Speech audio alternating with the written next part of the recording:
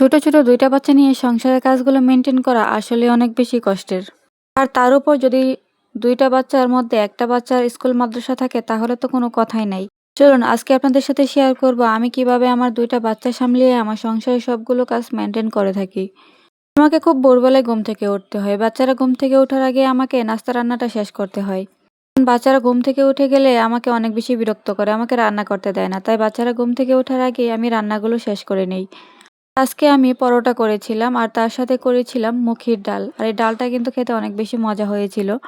পরোটাগুলো বানিয়ে আমি হটপটে রাখছিলাম। আর আমার হাসব্যান্ড যেহেতু সকাল, সকাল খেয়ে চলে গেছে তাই তাকেও একটু দিচ্ছিলাম।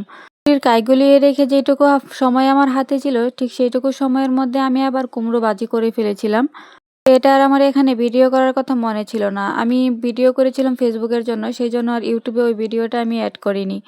পরে আমি রান্নাবান্না কমপ্লিট করতে আমার ছেলে-মেয়েও ঘুম থেকে উঠে গেছে আর আমার হাসব্যান্ড তো খেয়ে চলে গেছে তার কাজে। আমি চলে আসলাম আমার বিছানা গুছাতে। ফাঁকে আবার আমিও একটু খেয়ে নিয়েছি আর আমার বাচ্চাদেরকেও খাইয়ে দিয়েছি। তারপরে আমি আমার কাজগুলো কমপ্লিট করতে চলে আসলাম। কাজগুলো সেরে নিয়ে আবার আমার ছেলেকে নিয়ে মাদ্রাসায় যেতে হবে। সেজন্য যত দ্রুত সম্ভব আমি আমার এই কাজগুলো শেষ করতে চাচ্ছি। বাসাটা রাস্তার পাশে হওয়ায় আমার রুমে অনেক বেশি ধুলা আসে। এগুলো প্রতিদিনই মুছতে হয়। প্রতিদিন ২-৩ বার করে মুছলেও মনে হয় যেন মোছাই হয় না। এত বেশি ধুলা পড়ে যা আসলে বলে বোঝানোই যাবে না। আমার ওয়ারড্রোবের উপরে তো প্রতিদিনই এলোমেলো হয়। আমি নিজেও এলোমেলো করি, বিভিন্ন কাজে প্রয়োজনে ব্যবহার করা লাগে। আমার বাচ্চারা তো আছে, তাদের কথা আর শেষ করলেই চলে না। বারবার আমাকে এগুলো গুছাতে হয়। পরে আবার ক্যাবিনেটটাকেও সুন্দর করে মুছে নিচ্ছি। ক্যাবিনেটের ভিতরেও কিন্তু অনেক বেশি ময়লা জমে, কিন্তু এগুলো আসলে আমার বেশি একটা মোছা হয় না। আচ্ছা, আমার ইউটিউবের এই ভিডিওটা কিন্তু সর্বপ্রথম ভিডিও। আমার এর আগে আরো একটা ইউটিউব চ্যানেল ছিল যেটা ডিলিট করে দিয়েছি। চ্যানেলে ভালো করে কাজ করা হয়নি, সেজন্য আমি ডিলিট করে নতুন আরেকটা খুলেছি। আশা করি এই চ্যানেলে আপনারা সবাই আমার পাশে থাকবেন। ছোট, ছোট ভুল ত্রুটিগুলোকে সুন্দর দৃষ্টিতে দেখে আমাকে কমেন্টের মাধ্যমে জানিয়ে দিবেন। আমার ভিডিওগুলোকে আরো সুন্দর করতে উৎসাহিত করবেন। এই ছোট্ট বোনটাকে একটা লাইক দিয়ে একটা কমেন্ট করে একটু এগিয়ে যেতে উৎসাহ দিবেন। আপনাদের ভালোবাসায় আমার পরিবারটা অনেক বড় হতে পারে। আমার কিন্তু একটা Facebook পেজ আছে যেটা অনেকদিন যাবৎ কাজ করছি, মোটামুটি বড় টাইপের। যদি আপনারা কেউ চান তাহলে অবশ্যই আমার Facebook পেজটাতেও জয়েন হতে পারেন। আমার Facebook পেজের নামও এটাই, রেশমাস ব্লগ। তো আপনারা চাইলে কিন্তু আমার সেই পেজটাতেও জয়েন হতে পারেন। আমার ভিডিওগুলো যদি ভালো লাগে তাহলে অবশ্যই ফলো দিয়ে আমার সাথে থেকে যেতে পারেন। তারপরে সম্পূর্ণ সবকিছু গুছিয়ে মুছে নিয়ে তারপরে আমি আবার চলে আসলাম আমার ঘরটাকে ঝাড়ু দিতে।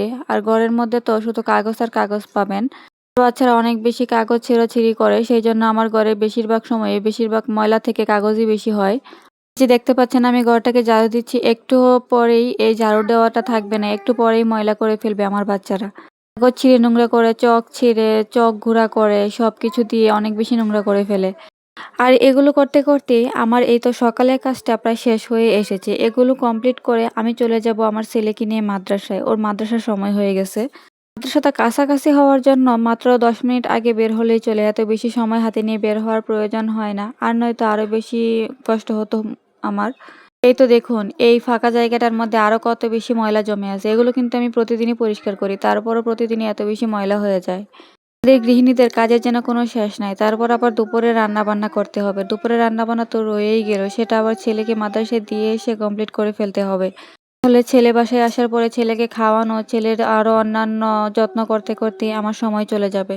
রান্না করার সময় পাবো না। আর এই তো আমি রেডি হয়ে নিচ্ছি। আমি রেডি হয়ে আমার ছেলেকেও রেডি করিয়ে দিব।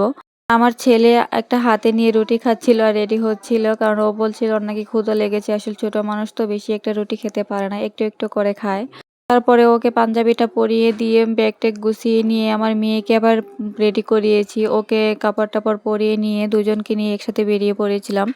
ছেলেকে দিয়ে আসার একটু পরেই শুরু হয়েছে প্রচন্ড বৃষ্টি। অনেক বেশি বৃষ্টি হচ্ছিল। এই সুযোগে আমি আমার বারান্দাটাও ভালো করে ধুয়ে নিয়েছি। বৃষ্টি ছাড়া যদি আমার বারান্দা ধুইতে যাই তাহলে পানি ছিটাও গিয়ে মানুষের শরীরে যায়। সেজন্য আমি আর ওইভাবে ধুই না।